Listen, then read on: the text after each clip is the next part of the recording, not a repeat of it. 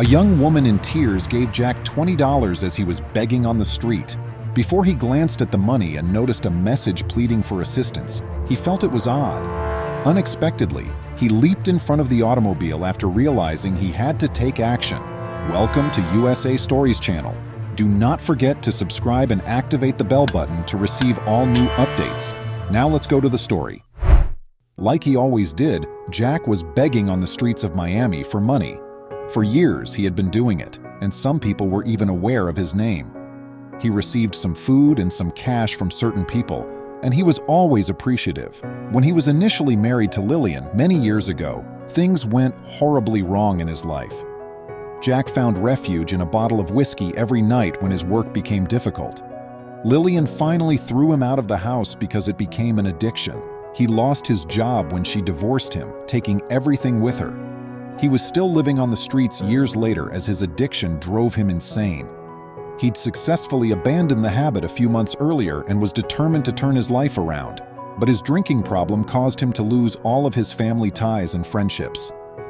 He had created this nightmare for himself and now had to work his way out, but before he could do so, he wanted to make as much money as he could from the few gifts that others had given him. Abruptly, a street sight pulled him out of his reverie. A young woman with tears streaming down her beautiful face was being pulled by a man dressed in a suit. Jack found it weird that two other guys with identical serious looks were following them. The woman turned to face him, though, and put a crumpled money into the cup that he usually carried with him. The woman replied, "I hope you can do something good with this money."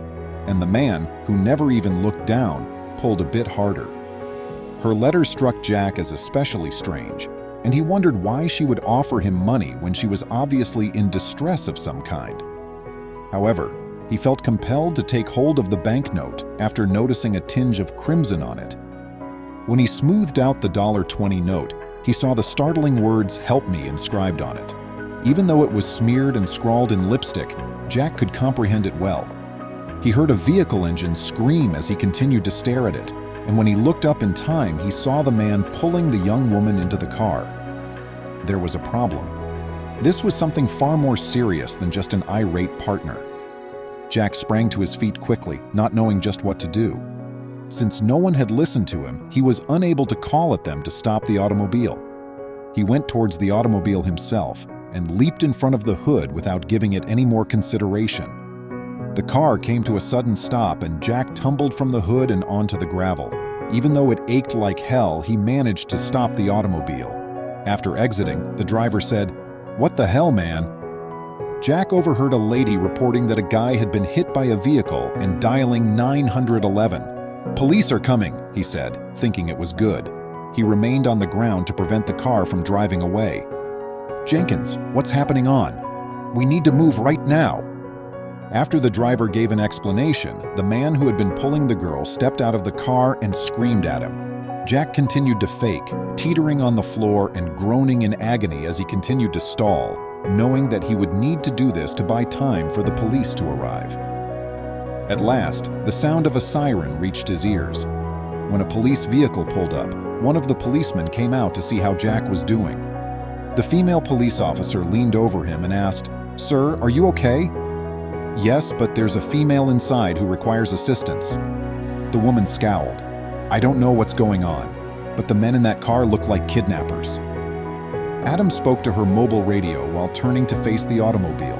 She got up and went up to the car, shining a light inside with her flashlight. When she noticed the woman, she asked her to go, but the man in the suit interrupted. "That is not required. For no apparent reason, this fool leaped on top of our car. It is imperative that we go." The officer reiterated, "Please, everyone, get out of the car right now," and her partner arrived to make sure everything was well. Jack watched the girl, bracing herself, go out. The unfortunate girl chose to speak out at that very moment because she was too terrified to respond to the policeman's question. Finally rising up, he snarled at the girl, "Tell them, girl, that's the help you wanted." The girl gave him a glance and her eyes got bigger. "Yes," she let out a big breath. "Officer, these men have kidnapped me, and I think they're planning to sell me." The males attempted to return to the girl, but were unable to do so when both cops brandished their weapons. Good, Jack thought, feeling a wave of comfort wash over him. The evil men were not armed. When other squad vehicles arrived in response to the police request for backup, the males were taken into custody. When the girl was being questioned, she begged to borrow a phone so she could call her mother. Then she turned to face Jack.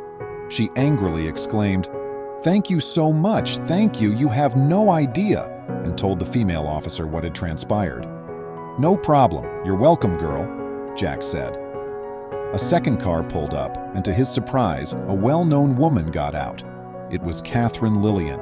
"Oh my God, Catherine, you're okay," she said, running to give the girl a strong embrace.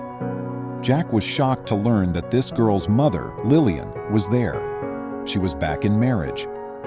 As her daughter began to relate what had transpired, including Jack's assistance, Lillian withdrew from her.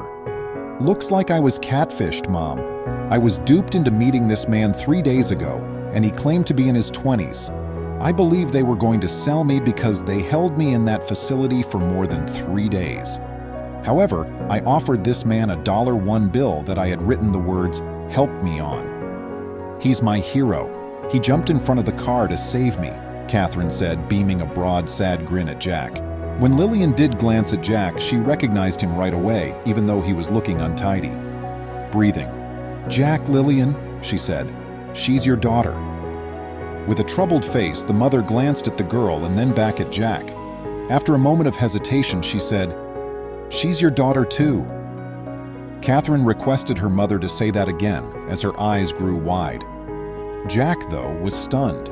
He had just rescued his own daughter, the one he had no knowledge of because Lillian had ejected from their home before disclosing her pregnancy to him. "Jack, you look, well, not too good, but at least you're not drunk," Lillian said as she approached him. "But as you might imagine, when I realized I was pregnant, I ejected you. I had to make a choice because I could not have continued to be married to an alcoholic and have him around my child." "I comprehend," Jack muttered. Although he had a true understanding, finding out how much he had lost was still devastating. But he was happy to be there to keep his daughter safe from a horrible fate. In order to repay Jack for becoming Catherine's hero, Lillian finally secured him some assistance as well as a new employment. The daughter and her father started to see one another more frequently and developed a familial bond. Catherine never again communicated over the internet with strangers.